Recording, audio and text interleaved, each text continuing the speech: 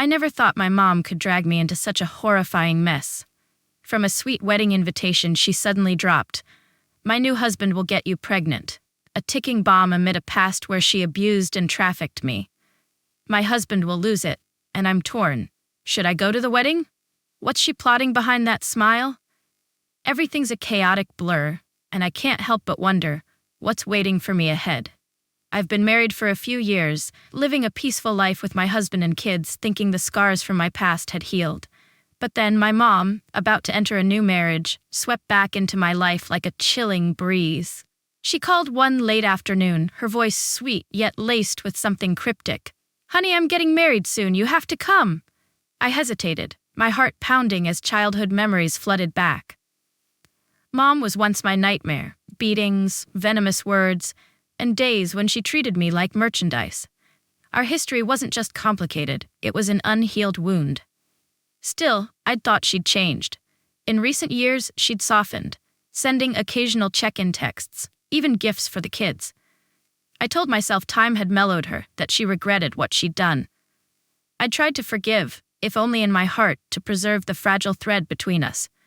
When she called, I pictured her in a wedding dress, smiling happily beside her new man, wondering if this could be our chance to reconcile.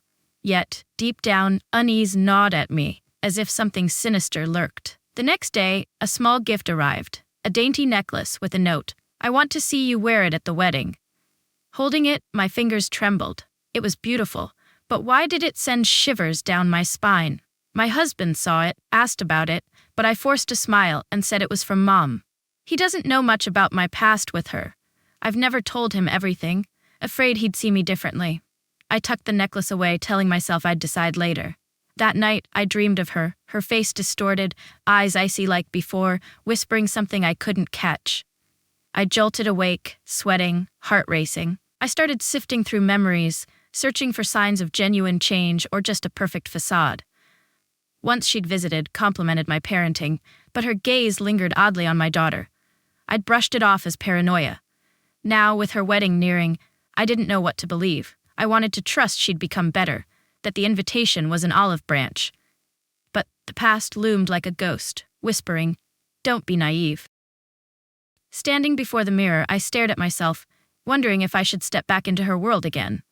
After that haunting call from my mom, I tried to stay calm, convincing myself her wedding invitation was just a friendly gesture.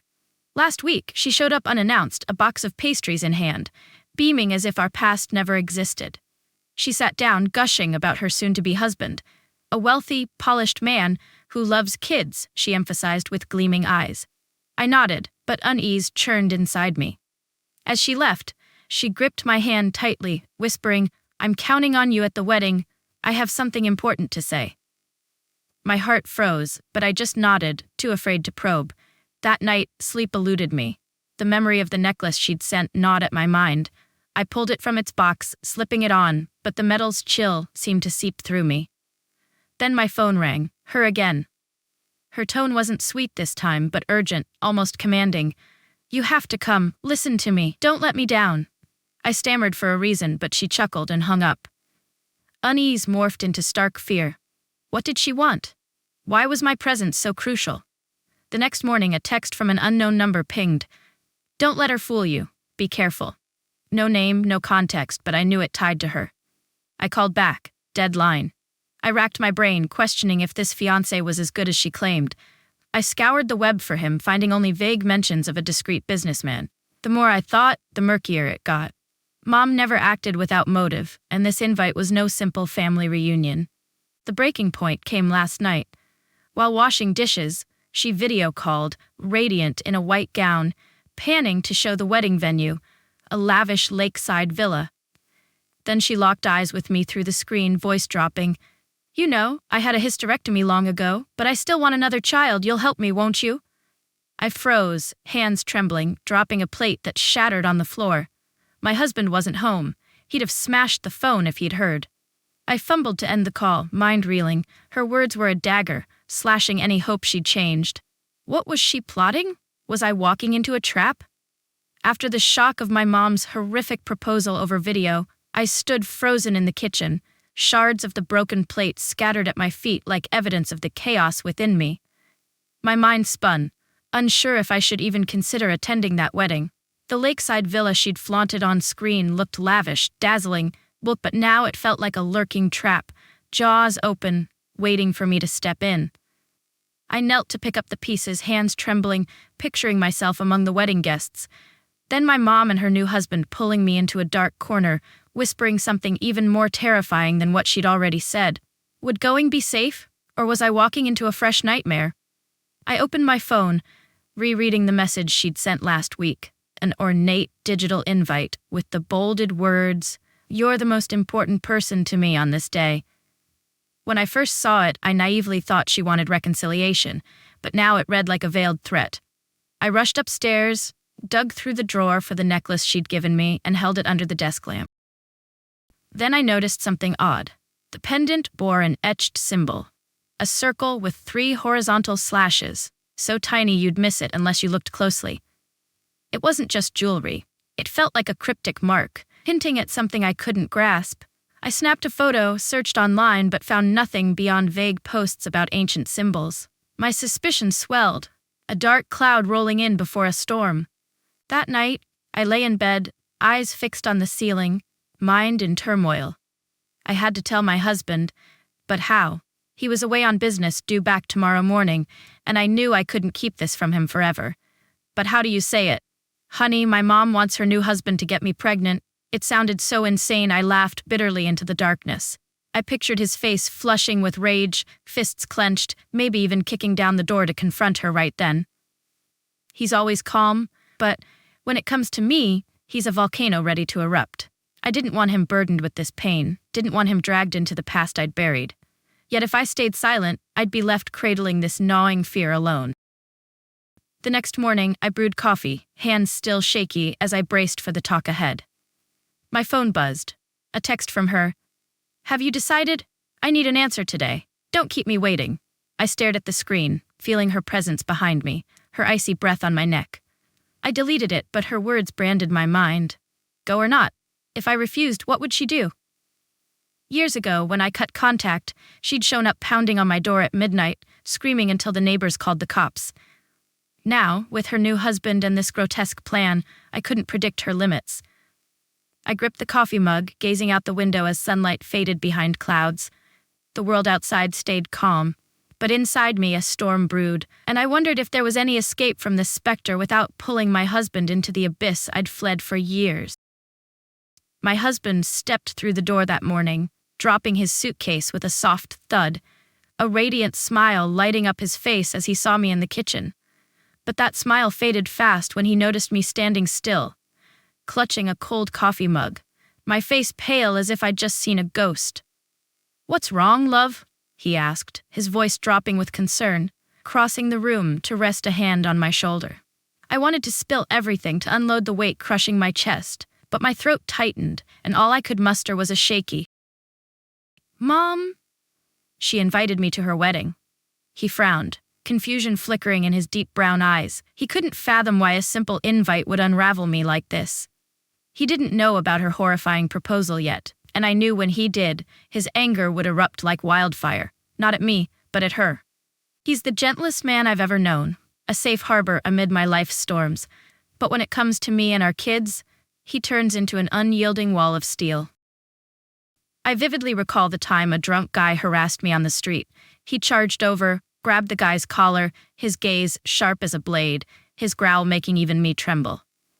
With my mom, whom he'd only met a handful of times and treated with polite distance, I knew he'd lose it if he heard the truth. "What did she say to upset you like this?" he pressed, sitting beside me on the sofa, his hand squeezing mine as if to lend me strength. I shook my head, eyes blurring with unshed tears, trying to delay the inevitable. But he wouldn't let it go, his tone hardening with resolve. "Tell me, don't hide it. I don't want you facing this alone." I took a deep breath, recounting the invite, the strange necklace with its cryptic symbol, but stopped short of the worst part.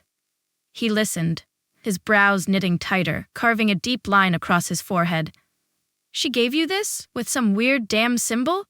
He shot up, strode to the table, and pulled the necklace from its box, inspecting it under the light like it was crime scene evidence. "I don't like this one bit. She's up to something. I can feel it, he said, his voice low, a storm brewing beneath the surface. I'd never seen him suspect her this much. He'd always assumed she was just an odd, harmless mother. Now, I knew the full truth would snap his restraint, and I dreaded that more than facing her at the wedding. Suddenly, my phone buzzed violently on the table. Her calling. I flinched, hands shaking so hard I dropped the mug, coffee splashing across the tiles. He glanced at the screen, then at me, his eyes blazing. Answer it. I want to hear what she's saying. I shook my head frantically, tears spilling over, pleading with my gaze, but he snatched the phone, thumbing it to speaker. Her voice oozed through, sweet as honey yet chilling to me like winter wind. Sweetie, you're coming, right? I need you so much. His fist clenched, jaw grinding so hard I heard his teeth creak, but he stayed silent, waiting for me to speak. I knew if he caught even a hint of her grotesque plan, he wouldn't sit still. He'd storm out, drive straight to her house and tear everything apart to protect me. I fumbled to end the call, buried my face in my hands, sobbing, wondering how to hold him back from the rage simmering, a rage I knew wouldn't stop until she paid. After I hurriedly ended the call from my mom, the air in the room turned heavy as lead. My husband stood there, eyes still blazing, but he didn't press me further, perhaps sensing I was teetering on the edge of collapse. I sank onto the sofa, hands clutching my head, trying to banish the dark childhood memories her words had unearthed. She'd trafficked me once, a secret I'd never fully shared with him, only hinting at major conflicts between us. Now, with her casual request that I bear a child for her, that old fear roared back like a wild beast in my chest. Was she planning to turn me into a tool again, forcing me to give her a baby like some traded good? I remembered those days when she dragged me from one stranger to another. Dark rooms, cold hands touching me when I was too young to comprehend what was happening. She called it helping the family, but I knew I was just a sacrifice for her selfishness. I'd escaped, rebuilt my life, thought the past was buried, but now, the idea she'd use me again suffocated me. I glanced at my husband, wiping the spilled coffee from the floor, silent, but gripping the rag like he was strangling his rage. If he knew she'd trafficked me, then wanted me to give her a child now, I feared he wouldn't stop at confrontation. He might do something irreversible. That night I dreamed of her. Not the woman in the white dress from the video, but a figure in a shadowy alley, holding a chain, dragging me like a dog, her laughter echoing, "You'll never escape me." I jolted awake, back drenched in sweat, heart pounding. My husband slept beside me, breathing evenly, but I didn't dare wake him. I told myself this fear was stupid. I'm an adult with a family. No one can force me anymore. Yet the memory of that helplessness clung to me, whispering that she always found ways to control, and this time was no different. The next morning, I found a small box at our doorstep, no sender's name. Inside was another necklace, identical to the one she'd given me, with a note, "Don't forget your duty." Her handwriting unmistakable. I threw it in the trash, heart racing, wondering if she was watching me, waiting for me to falter and fall into her trap. I knew it sounded irrational to others, fearing she'd traffic me again or force me to bear a child. But to me, it was a living ghost, screaming from the past, making me tremble uncontrollably.